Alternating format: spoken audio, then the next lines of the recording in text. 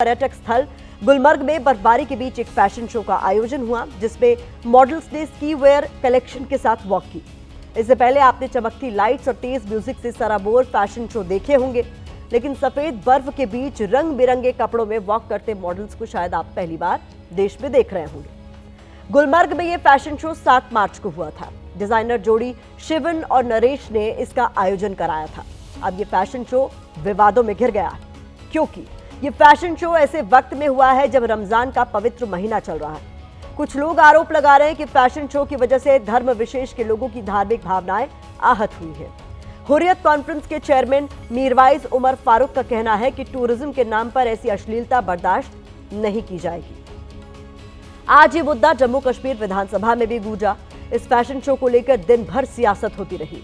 इसको लेकर विपक्ष कैसे सरकार को घेर रहा है, आपको आगे दिखाएंगे, लेकिन पहले राज्य के मुख्यमंत्री उमर अब्दुल्ला का वो बयान आपको सुनवाते हैं जो उन्होंने गुलमर्ग फैशन शो को लेकर सदन के भीतर दिया। 7 तारीख को एक फैशन शो का ऑर्गेनाइजेशन किया गया था। उस फैशन शो में कुछ ऐसी बातें सामने आई, कुछ ऐसा वहां पे उसमें हिस्सा लिया गया जिससे कि लोगों के जज्बात को ठेस पहुंची, और अपने आप में लोग गलत नहीं है। जाहिर सी बात है कि जिन लोगों ने उस फैशन शो को ऑर्गेनाइज किया था उन्होंने अपने अकल का इस्तेमाल नहीं किया। उन्होंने लोगों के जज्बात के बारे में नहीं सोचा। उन्होंने इस बारे में नहीं सोचा कि वो कहां पे कर रहे हैं और किस वक्त में कर रहे हैं। कुछ लोगों ने ये कहा कि रमजान के पाक महीने में ये नहीं होना चाहिए था।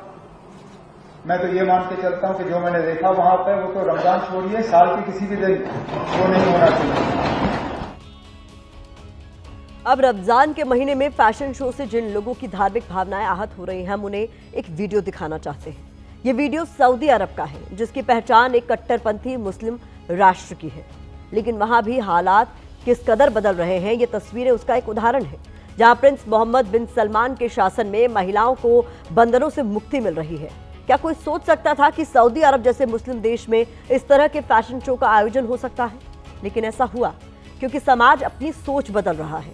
ऐसे में सवाल उठता है कि भारत जैसे धर्मनिरपेक्ष देश में क्या फैशन शो के लिए धर्म गुरुओं और मौलानाओं से परमिशन लेनी पड़ेगी? जो लोग गुलमर्ग में फैशन शो का विरोध कर रहे हैं, उन्हें दिक्कत किससे है? फैशन शो से है या मॉडल्स के पहनावे से?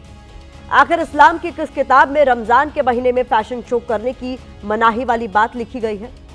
भारत जैसे लोकतांत्रिक देश में हर किसी को अभिव्यक्ति की आजादी का अधिकार है, तो क्यों धर्म के नाम पर उसे छीनने की कोशिश हो रही है? अगर फैशन शो से धार्मिक भावनाएं आहत होती रही तो फिर ऐसा आयोजन कराने में बड़ी मुश्किल होगी, क्योंकि भारत एक पर्व प्रधान देश है।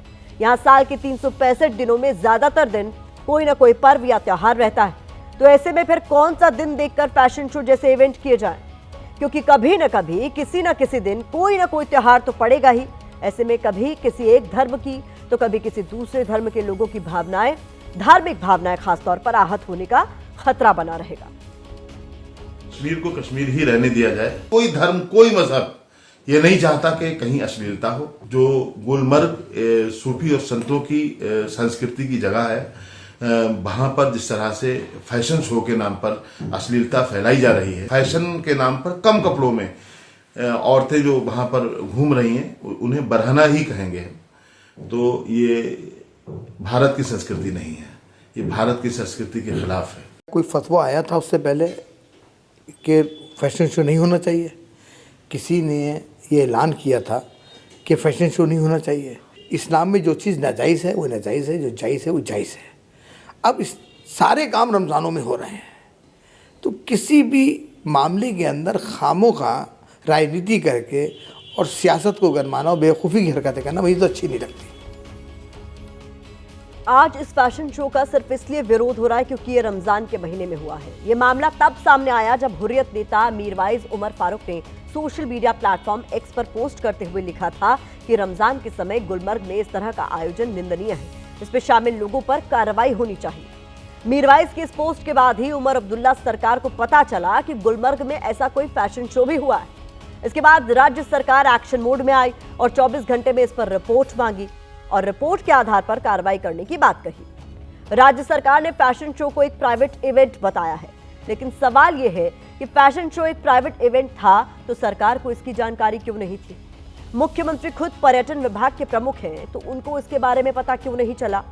इतना बड़ा फैशन शो हो गया, विदेशी मॉडल्स जम्मू कश्मीर पहुंचे और सरकारी तंत्र को भनक तक नहीं लगी। ऐसा कैसे मुमकिन है? सवाल यह भी है कि क्या पर्यटन विभाग के अधिकारियों ने मुख्यमंत्री से फैशन शो की बात छिपाई? फैशन शो को लेकर आरोप तो ये भी लग रहे हैं कि इसमें शराब भी परोसी गई है। अब इसी फैशन शो को लेकर विपक्ष और सरकार आमने सामने है।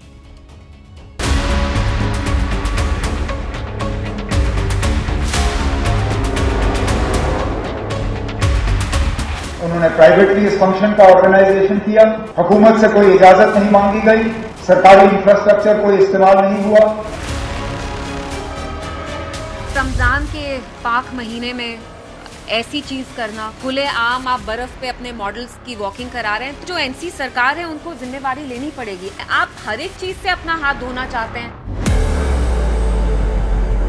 जो प्रोग्राम था ये प्री विजिट प्रिपरेशन थी उमर अब्दुल्ला साहब के लिए। अब उन पे बात उठी तो वो उनने पल्ला झाड़ दिया। नेशनल कॉन्फ्रेंस के खून में, ब्लड में, डीएनए में झूठ झूठ झूठ झूठ है। झूठ के अतिरिक्त और कुछ नहीं है। डिपार्टमेंटल लेवल में प्रोग्राम को ऑर्गेनाइज करने में कोई गलती हुई है तो चीफ मिनिस्टर साहब ने रिपोर्ट तलब की है। रिपोर्ट के आधार पर क्या एक्शन लिया जाता है वो देख लेंगे। संविधान का आर्टिकल 19 देश के हर नागरिक को अपनी राय व्यक्त करने, विचारों को बिना किसी डर दबाव के सामने रखने का अधिकार देता है। फैशन शो भी अपने विचारों की अभिव्यक्ति का ही एक माध्यम है। अब फैशन शो से जिन लोगों की धार्मिक भावनाएं आहत हो रही हैं, उन्हें अपनी सोच के दायरे को थोड़ा सा बड़ा करने की जरूरत है।